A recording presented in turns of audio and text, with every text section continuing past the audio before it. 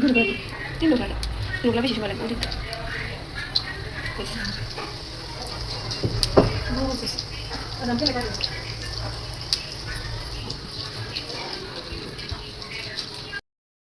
আসসালামু আলাইকুম এভরিওয়ান, সবাই কী অবস্থা, কেমন আছেন?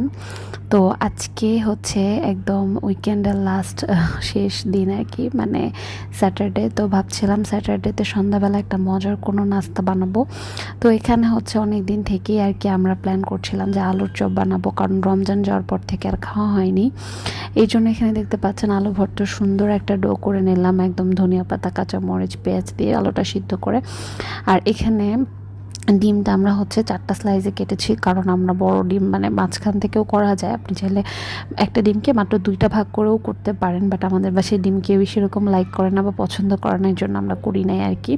তো ফার্স্টে এভাবে মাখিয়ে এভাবে সুন্দর একটা শেপ আসছে, দেখেন বিস্কুটের গুঁড়ার মধ্যে। আর হাত দিয়ে তো মানে দেখালামই যে কীভাবে এটাকে আর কি গোল করলাম, এটা আসলে বলার কিছু না, এটা একটু দেখেই শিখতে হবে। আর গরম তেলে জলদি ভেজে নিলাম, আর কিছুই করতে হবে না। তো আজকের এই শর্টকাট এবং সুন্দর রেসিপিটা আপনাদের ভালো লেগে থাকলে অবশ্যই ডেইজি তাফরিনের পাশেই থাকবেন। আল্লাহ হাফেজ, আসসালামু আলাইকুম।